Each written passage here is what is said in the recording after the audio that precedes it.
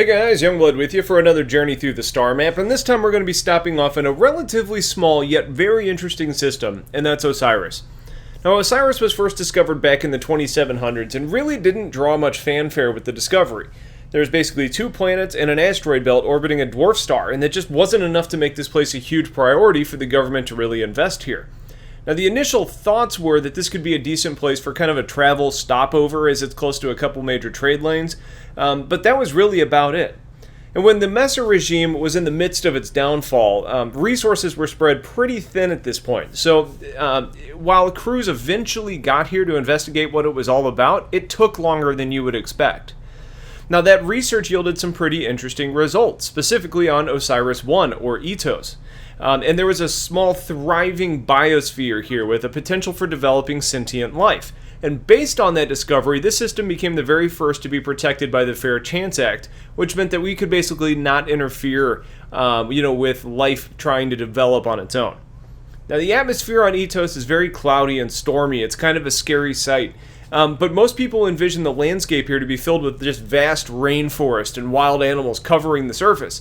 However, based on the orbit being about as close to the star as possible while still being in the green band, we see the surface of this planet actually being fairly barren.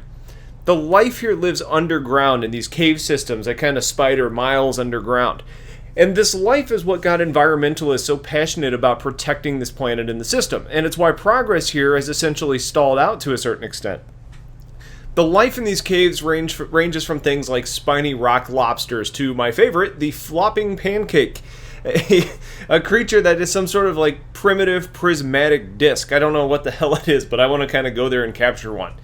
But the one that's really emboldened the environmentalists to protect this place is a sort of ape called Fair's ape, which is a somewhat humanoid primate that most scientists seem to agree that could develop into the sentient race here. This ape, which is supposed to have a sad-looking face, kind of became the poster child for protecting this place and is really recognizable across the universe. Now, based on this act, the UEE technically prohibits people from coming here. However, the last time they were even in this system doing anything at all was several years ago. So those who are interested in visiting haven't really been met with much resistance at this point. And as a result, we see smugglers coming here often to collect illegal goods from the planet and go sell them at a premium, and pirates who come here to kill an ape and make a skull mug, which apparently has become this symbol for those that openly ignore the law. So while there are legitimate research operations here, it mostly consists of corporations sending crews here, under the radar to look for anything from like snake oil type elixirs to real medicine, and there are those arms manufacturers here looking for some next generation biological weaponry. Additionally, we have people coming here to harvest biomass from under the surface, and I have no idea what they're going to use that for, but they're doing it. The bottom line is, with such little protection by the UEE, people can do whatever they want here, which is sort of scary for the poor apes if you think about it, because people are terrible. Now, there aren't landing zones, but the surface is pretty barren, so finding a place to park your ride shouldn't really be too hard. Oh, and if you do choose to come here, it's a fine atmosphere for humans to work in. Now, it's worth noting that orbiting Ethos is a space station called Ob-Kabold, which is there for the purpose of monitoring the species here, and more importantly, monitoring those that are trying to interfere. The place is primarily occupied by military and scientists. However, based on the thick cloud layer on the planet, there's really not a whole lot they can do because they can't really see many people on the surface, so they're probably relying on scans. Now, the asteroid belt in this system has a very minimal amount of resources that doesn't make it a real good candidate for mining. However, scientists seem to agree that within 1 billion years or so, it should begin to coalesce and form into a new planet that could also sustain life. The belt is said to be one of the densest of just about any found to this point, so I would expect it to be a good racing training ground, or more importantly, a great piracy hangout. And finally, Osiris-2 is a gas giant with some extremely pure hydrogen, which makes it an outstanding option for refueling because it doesn't take much processing at all. So while this gas giant was initially considered off limits, it's now far enough from Ethos that there's a limited risk of interference, so you're allowed to actually come into the system and visit that planet. Now, there is a gas refueling station that you can come to here if you're in need, but it almost sounds like that's kind of a formality when the hydrogen's so pure that you could just fill your ship. So we'll need some more information on the refueling mechanics there, but there is a station if you need one.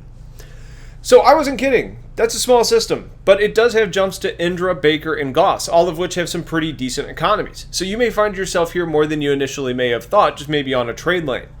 So who's going to find success in this system? And I think it's going to really be those of you with Aquilas or Carracks. You know, I think you might want to come here because it might be interesting to land, bust out the rover, and go for a spin. Yeah, it's illegal, but with the population and environment here, it could absolutely be worth the potential trouble that you could get in for doing that. Now, thanks to the dense atmosphere on Itos, smugglers or black market dealers could meet in relative obscurity here to conduct your business. Pirates, as I mentioned before, could find value in the atmosphere to either kind of hide and wait for transports, or maybe hide out in the asteroid field to come and do your bushwhacking. Now, the proximity to other active systems is what makes me think this is a really good place for a lot of people. Being able to come here in a Starfarer to fill up and sell back in a touristy destination like Goss could make you some really good money. I also think about bounty hunters coming here to potentially catch wanted people that are leaving with prohibited goods, and you might even be able to turn those people in at the station Ab Kabold that's orbiting Ito, so it could be a nice short way to make some money. Either way, while the system may not offer that much, there's plenty here to kind of turn your luck into a profit if you can figure out where to go with it. So that's Itos, or I guess that's Osiris. If you have questions on the system, let me know. Otherwise, as always, stay tuned for a lot more content. We're going to be busting it out. I will talk to you guys later. Take care.